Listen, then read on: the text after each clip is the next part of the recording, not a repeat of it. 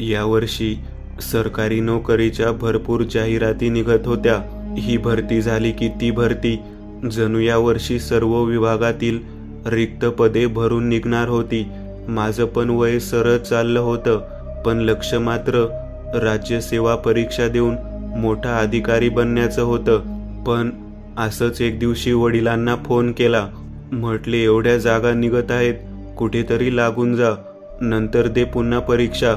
दरवर्षी खूप जवळ जाऊन सुद्धा तुझं लिस्टमध्ये नाव येत नाही. यावर मी म्हणालो, बाबा आता तुम्हाला माझ्यावर विश्वास राहिला नाही. बाबा म्हणाले, नाही बाळा, पण तसं नाही. विश्वास तर तुझ्यावर आहेच आणि राहणार कायम, पण आता माझं स्वतःवर विश्वास राहिला नाही. मी किती दिवस टिकेल? वातावरण, खानपान, व्यसन यामुळे आजार तोंड वर काढत आहेत. विष्णू, ऐक माझं, लागून जा कुठेतरी नोकरीला. बस, मी यावर काही बोलणार नाही. बाकी तू सुज्ञ आहेस. एवढे बोलून बाबांनी फोन ठेवला. त्यांच्या बोलण्यावरून मी समजून गेलो आणि वन्य अधिकारीची जागा निघाली होती. मी फॉर्म भरला आणि यशस्वीपणे माझी निवड झाली.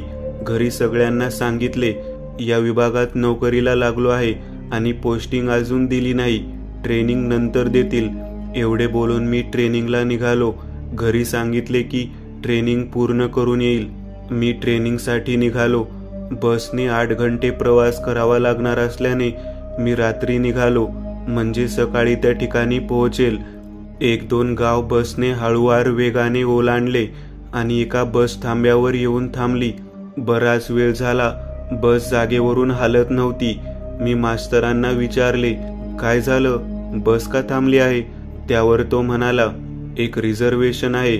मी ठीक आहे म्हणत माझ्या जागेवर जाऊन बसलो आणि काही वेळानंतर एक म्हातारी बसमध्ये आली. मास्टर तिला म्हणाले, किती वेळ झाला, एवढा उशीर कोण करतं का? ती म्हणाली, जाऊ दे बाळा, माझ्या पोरासारखं आहेस तू. म्हातारं माणूस आहे, चालता येत नाही. ठीक आहे ठीक आहे म्हणत मास्तरनी घंटी वाजवली आणि बस पुन्हा धावू लागली. वेगाने वाहणारे वारे कापत बस सुसाट धावत होती. उशीर झाल्यामुळे चालक पण गाडी वेगात चालवत होता. मी मस्त मोबाईलमधील गाणी लावली, बघत बसलो. काही वेळाने गाडीचा वेग कमी झाला आहे असं मला जाणवले. गाडी नेमकं कुठे आहे बघण्यासाठी मी खिडकी बाहेर डोकावले तर गाडी एक घाट चढत होती. ते थंडगार वारे आणि उंच डोंगरातील रस्त्यावरनं रात्री चमकणारं ते खालचं शहर जणू डोळे टिपून टाकत होतं. गाडीचा वेग पुन्हा वाढला, कारण घाटातील चढणीचा भाग आता संपला होता आणि मात्र वळणे येत होती. मी ठरवलं, समोर चालकाच्या बाजूला बसावं. यामुळे मी पुढे केबिनमध्ये गेलो. जागाही मोकळी होती. मी बसलो आणि पाहू लागलो.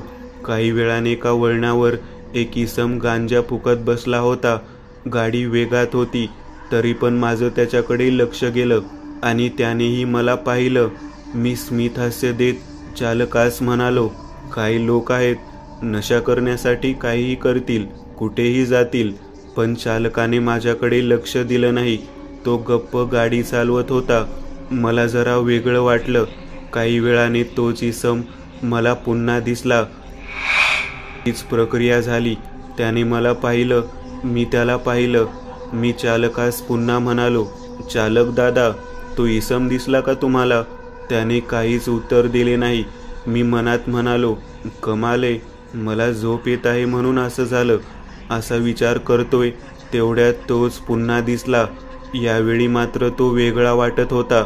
अर्थात जरा भीतीदायकच वाटत होता. त्याचे डोळे लाल होते. मी विचार केला, गांजा पिऊन लाल झाले असतील. यावेळी मी त्याच्याकडे पाहिलं नाही. काही वेळाने पुन्हा तोच माणूस, तेच झाड, बस, तेच वळण पुन्हा घेत होती. यावेळी मात्र मी जरा गडबडलो आणि चालकास म्हणालो, अहो हे काय होत आहे? आपण किती वेळ झालं तेच वळण पुन्हा पुन्हा घेत आहोत. रस्ता चुकला की काय?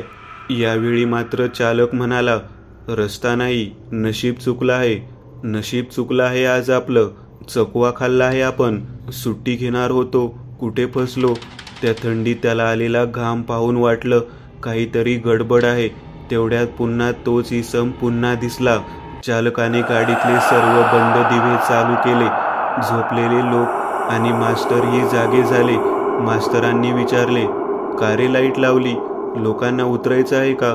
चालकाने झालेला किंवा सुरू असलेला सर्व प्रकार सांगितला आणि गाडी एका बाजूला थांबवली. मास्तरांनी बाकी प्रवाशांना सर्व सांगितले.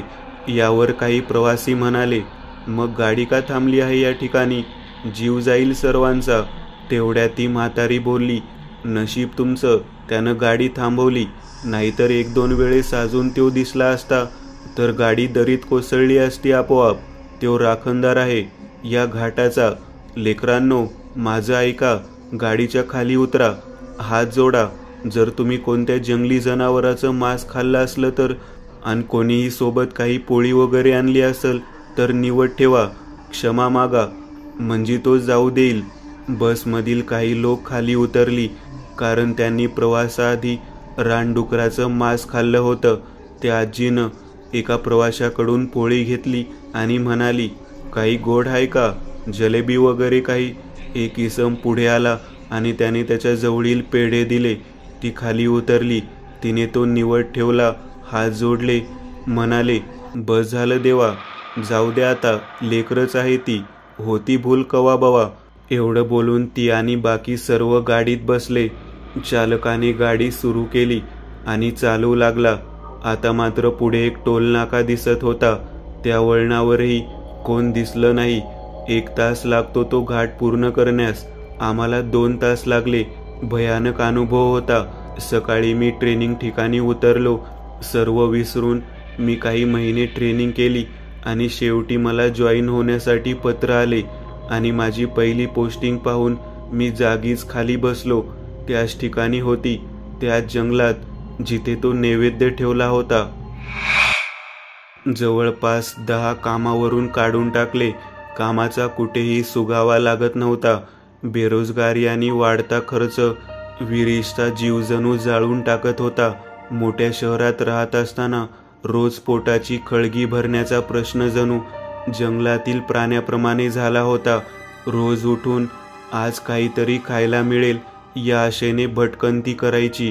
त्या मोठ्या शहरात तो रोज स्थलांतर करत असे. अर्थातच तो रोज एका रेल्वे स्टेशनवर रात्र काढत असे. निम्मी रात्र जागून तर बाकी झोपून, म्हणजेच जागावं लागत होतं. ते जवळील सामान चोरी होऊ नये म्हणून.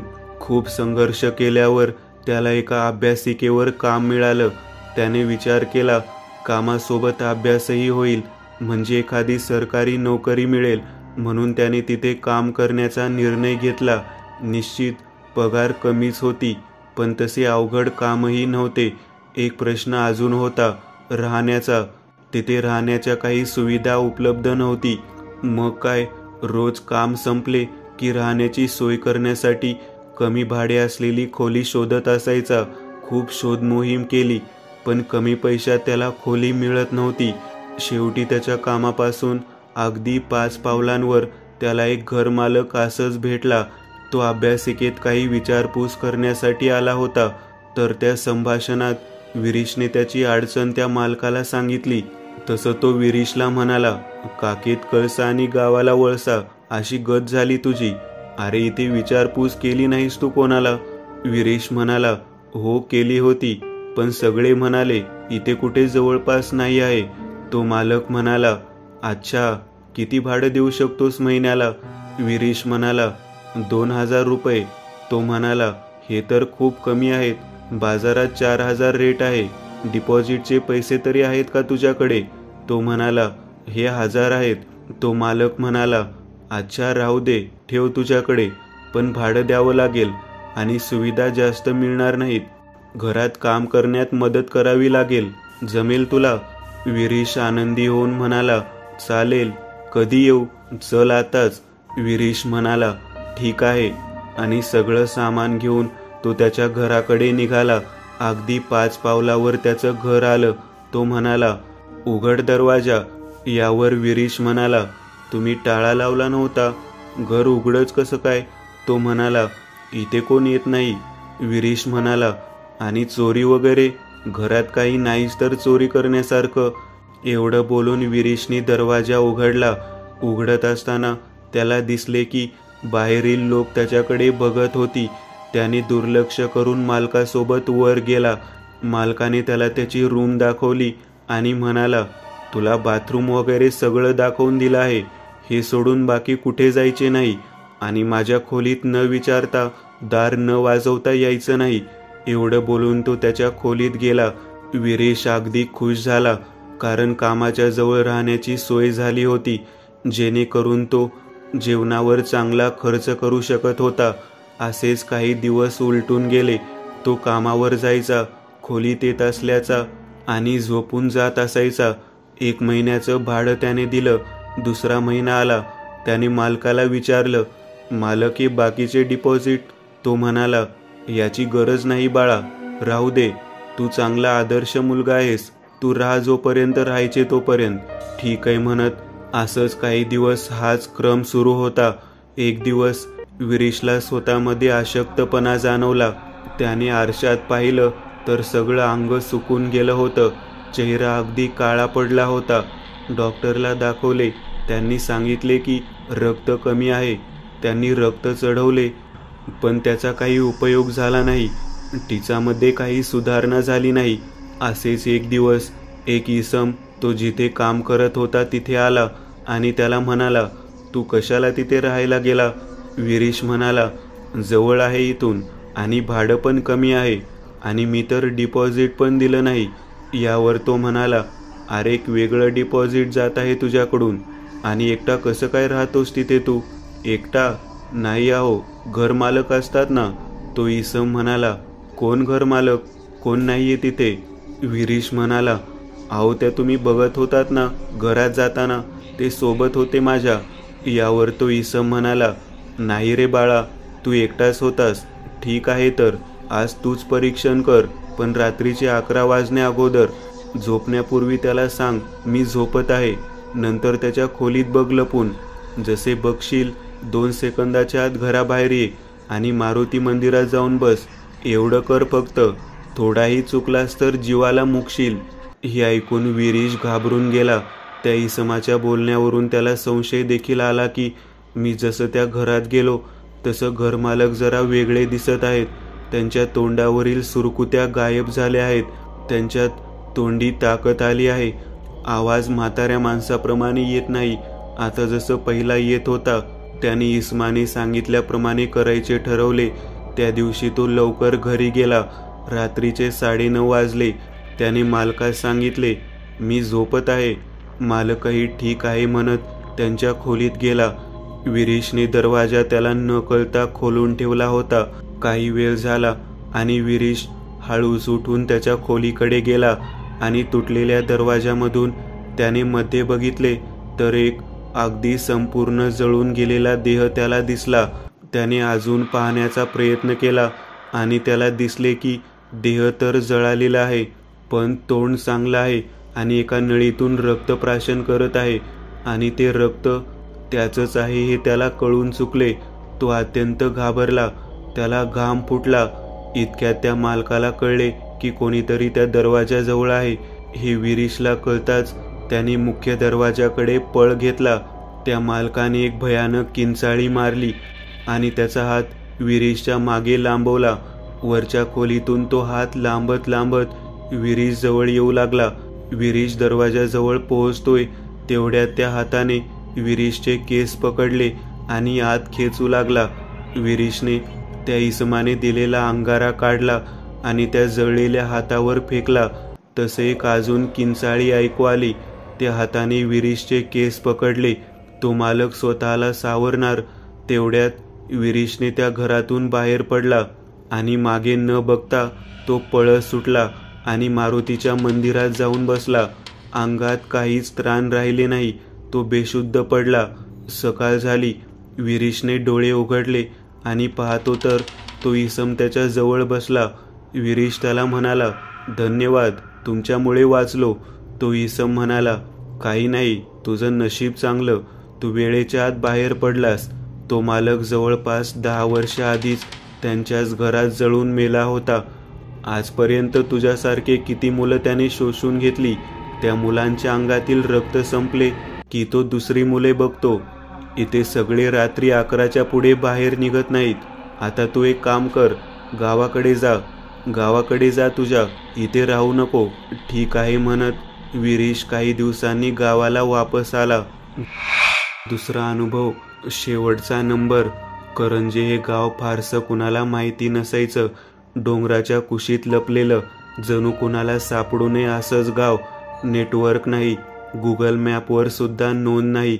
पण असं म्हणतात की या गावात एक सार्वजनिक दूरध्वनी बूथ अजूनही कार्यरत आहे आणि तो फक्त मृतांच्या कॉल्स घेतो. पुण्यात राहणारा अभिनव एका यूट्यूब व्हिडिओत करंजे गावाचा उल्लेख ऐकतो. गाव जिथे मृत व्यक्ती तुमच्याशी बोलतात. त्याला कुतूहल वाटलं.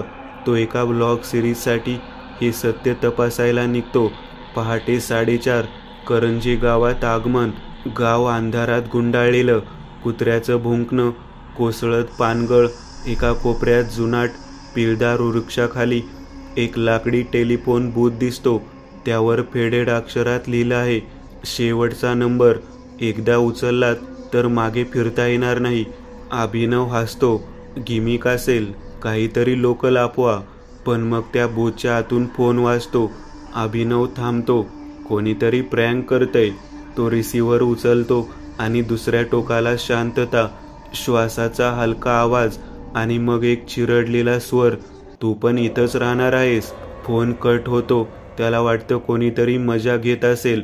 पण जेव्हा तो फोन ठेवतो तेव्हा त्याच्या मोबाईलवर एकच नोटिफिकेशन येतं, नंबर रजिस्टर झाला, 109, यू कांट लिव्ह नाव. सकाळ. गावात विचित्र वागणूक. गावकरी अभिनवकडे विचित्र नजरेने पाहत होते. कोणीच बोलत नव्हतं. गावचा सरपंच म्हणाला, जे नंबर घेतात ते परत जात नाहीत.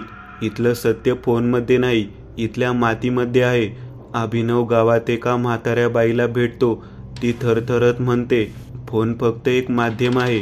आत्मा ज्याच्यावर रागावलेला असतो त्याच्याशी तो बोलतो. तू कोणाचा अपराध केलास रे बाबा? अभिनव चक्रावतो. त्याने कुणालाही काही केलं नव्हतं. पण मग त्याच्या बालपणातल्या एका घटनेची आठवण येते. एका चुकून झालेल्या घटनेत त्याने शाळेतील एका मित्राला झटकून दिलं होतं आणि तो मुलगा विहिरीत पडून गेला होता. पोलिसांनी ती अपघात म्हणून बंद केली होती. तोच मुलगा, तोच आत्मा, त्याचा शेवटचा कॉल. रात्र बूथकडे परत. अभिनवला दररोज एक नवीन कॉल यायला लागतो. प्रत्येक कॉलमध्ये तो मुलगा त्याला वेगवेगळ्या आठवणी सांगतो. आता आवाज अधिक रागीट, अधिक सुडात्मक होतो. शेवटी एक कॉल फक्त इतकंच सांगतो, माझा मृत्यू तुझ्यामुळे झाला, तुझाही माझ्यामुळे होईल. अभिनव शेवटी फोन बूथ जवळ जातो. रिसिव्हर उचलतो आणि अचानक गाव अंधारात बुडतो. त्याला पाठीमागून एक थंड स्पर्श जाणवतो. कॅमेरा जमिनीवर पडतो. लॉक थांबतो. फोन रिसिव्हर लटकतो आणि फक्त शेवटचे शब्द वाजतात. नंतर 110 तयार आहे.